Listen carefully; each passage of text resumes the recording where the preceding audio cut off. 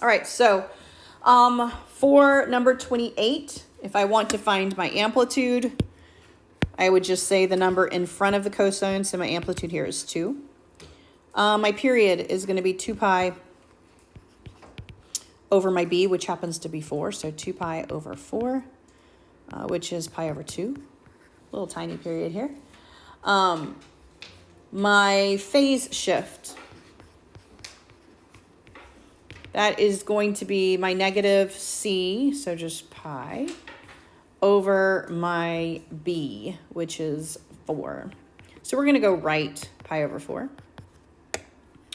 And then my vertical shift is just the guy on the outside, so my vertical is down 3. All right. So I'm going to start with my vertical shift, just to graph that as a directional line.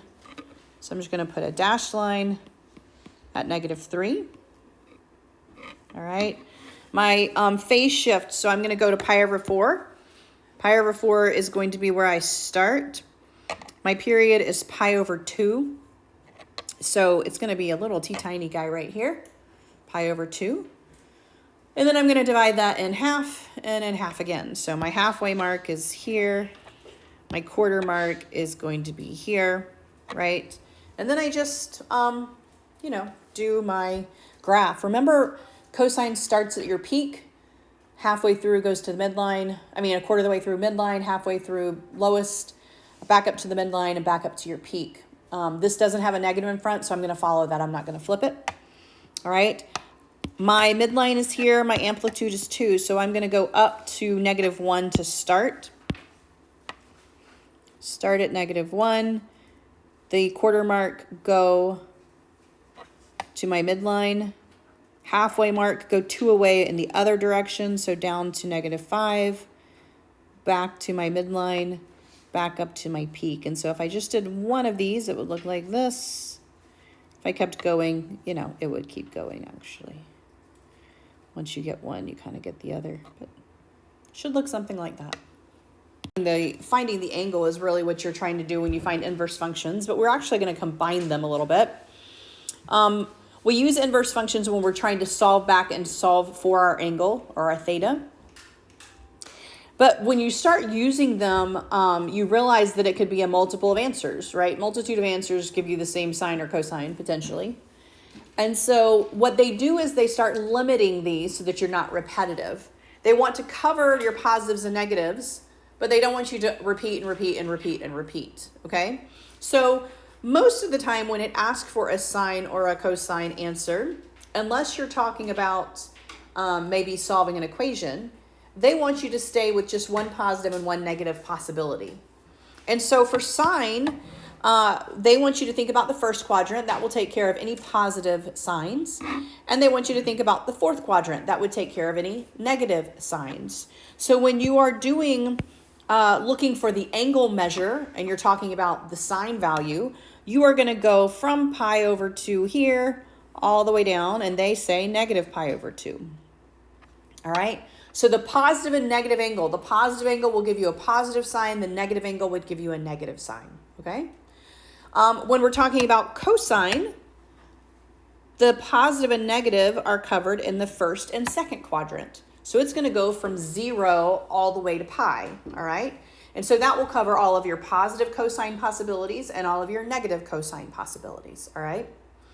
And what you'll find is that really your inverse other functions kind of follow those. Your tangent and your cotangent follow your sine because those are positive in the first and negative in the fourth. And then your secant and your cosecant follow its inverse, okay?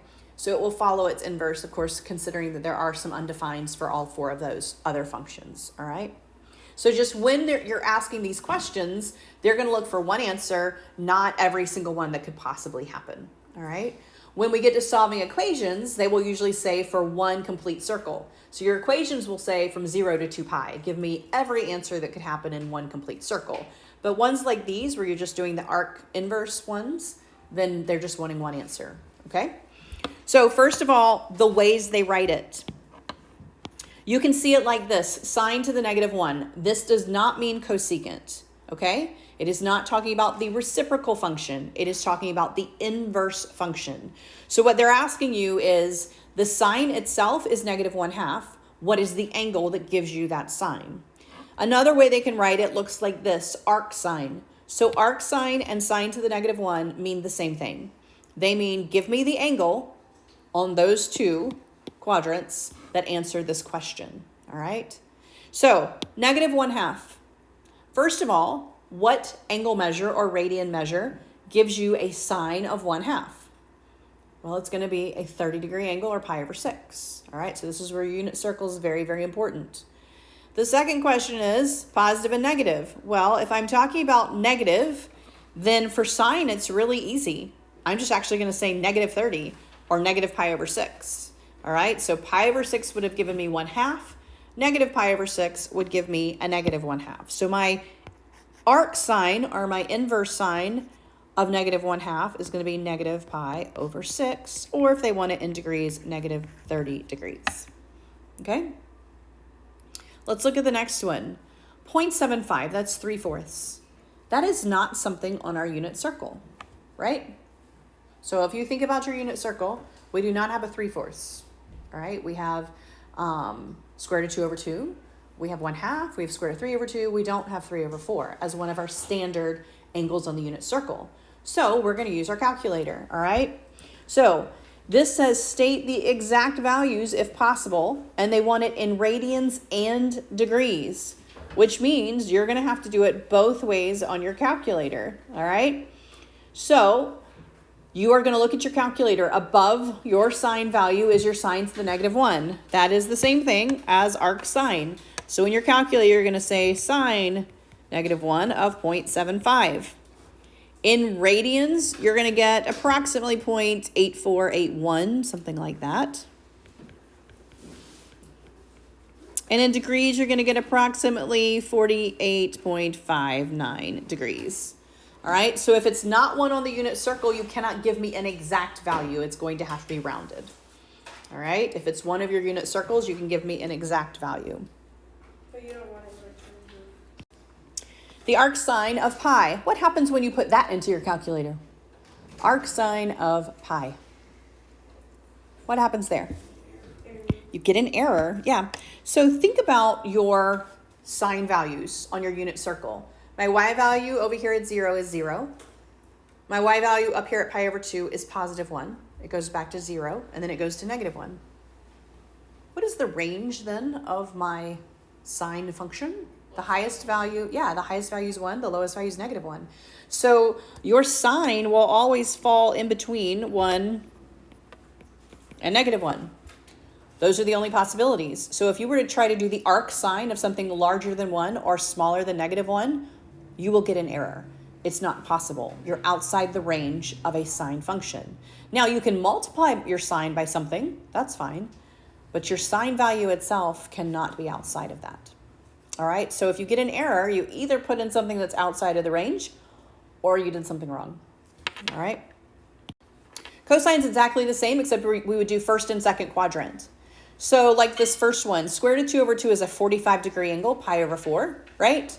But it is a negative square root of 2/2. What quadrant am I in for cosine if it is a negative? Second quadrant, all right, which is going to be a 135-degree angle, right? Or it's going to be 3pi/4, all right? So these are not going to be negative angles. These are going to be either from 0 to pi. And so in radians, I would say that's 3pi/4. In degrees, I would say that's 135 degrees. I am looking for the angle that gives me a cosine of negative square root of 2/2. All right? Arc cosine of 0.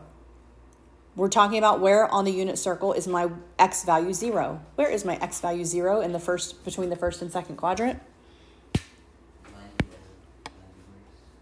At 90 degrees, right? What's that in radians? All right, pi/2. The last one, 1/4. This is not one that is standardly on my unit circle. So if it's not one that is standard to the unit circle, you would use your calculator. And if it wants radians, make sure you're in radians. If it wants degrees, make sure you're in degrees. The only time you have to worry about radians and degrees is if you are taking the trig function or finding the angle, all right? That's when you need to make sure. If you're just, solving ratios, you're just using multiplication, addition, subtraction. Tangent's going to be a little harder for you to recognize, all right? So when you see your tangents, 1 is hopefully one all right? It's going to be where your sine and cosine are the same. Negative square root of 3, it's going to be in the fourth quadrant because it's either first or fourth, right? But that one's a little trickier. I will say the trick here is the square root of 3 here would be in the numerator. So square root of 3 over 2 over 1/2, sine over cosine. So the more you know that unit circle, the better, all right, for tangent and cotangent, because you're going to have to really think about it. And then the last guy is clearly not on the unit circle. And so, again, you would use your calculator and know if it wants radians or degrees, all right? So for these, you're going to have to really know your unit circle to be able to do your tangents, right? Because if you don't know that you have a 60-degree angle that has a square root of 3 over 2 sine, then you may not know this guy here. So these you really need to make sure you memorize. This guy, you would use your calculator.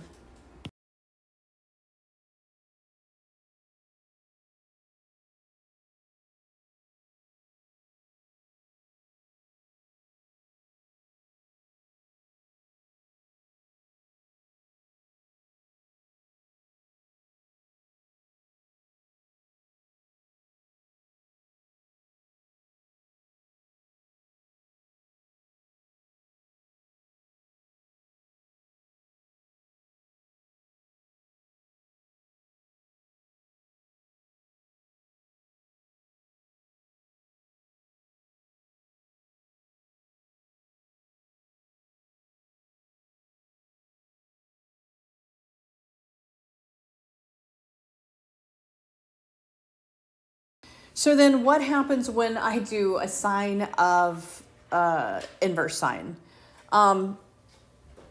Really inverses cancel each other out. So for the most part, you end up getting what was on the inside to begin with.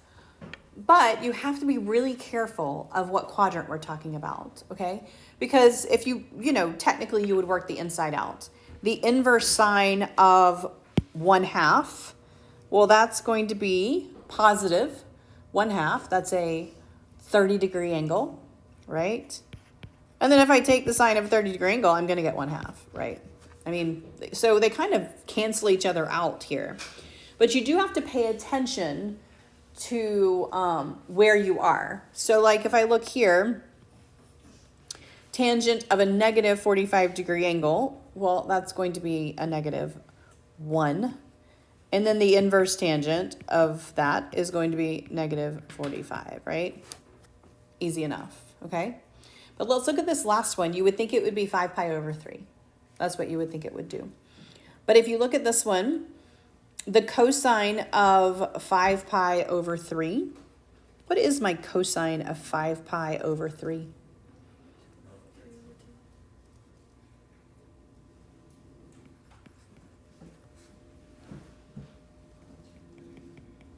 So look on your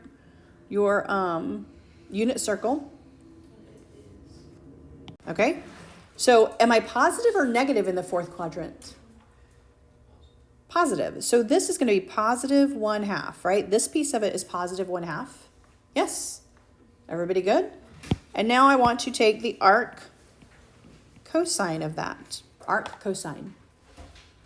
Well, that's a positive 1/2. And for cosine, I only use the first and second quadrant. What angle gives me a cosine of positive 1/2 in the first quadrant? A 60-degree angle, which is pi over 3. So my answer here is pi over 3, not 5 pi over 3, because of my limitations on my arc cosine, okay? So you're working the inside out. You want the cosine of a 5 pi over 3, that's positive 1/2. But when I take the arc cosine of positive 1/2, I don't even consider the fourth quadrant at all. I only look at the first and second quadrant. So the only answer that gives me a positive 1/2 in the first or second quadrant, which is my limitations on arc cosine, is a pi over 3 or a 60-degree angle. All right, does that make sense? So you work the inside out. If it falls within the two quadrants that is already there for that guy, they're just going to cancel each other out. But if it falls outside of those two quadrants, you're going to be stuck in the two quadrants at once. So for sine, first and fourth quadrant is where that arc sine is. All right. For cosine, first and second quadrant is where that arc cosine is. And so you have to pay attention as to what quadrant am I talking about when I do this process. All right. Most of the time they will just cancel, but sometimes you have to go back to your limitations on your arc, sine, and cosine. All right. Does everybody understand that third one?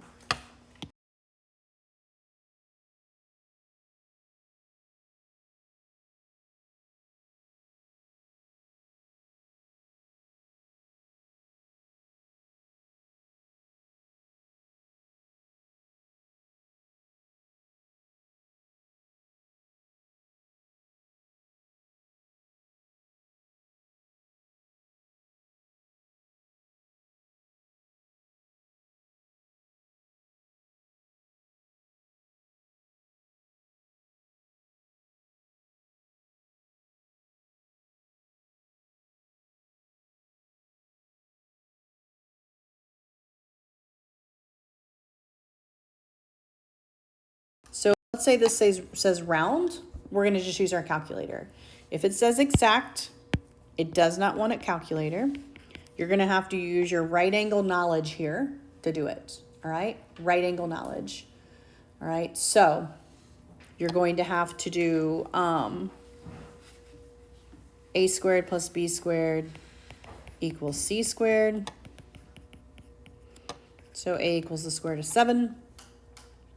If they want the sine there, then they want the side that you just solved for over your hypotenuse, which you already knew. All right? Hypotenuse, which you already knew. So remember, when we're talking about quadrants, we're talking about first or fourth if we're talking about sine. So this would be, cosine, we're talking about first or second. So this guy would have been in the second quadrant if it was a negative cosine. And in the second quadrant, your sine is positive. If you were to put square root of 7 over 4 in your calculator, you would get that guy right there. So if they want exact, use your Pythagorean theorem to solve. If they want decimals, they'll tell you how many decimal places, and you can use your calculator.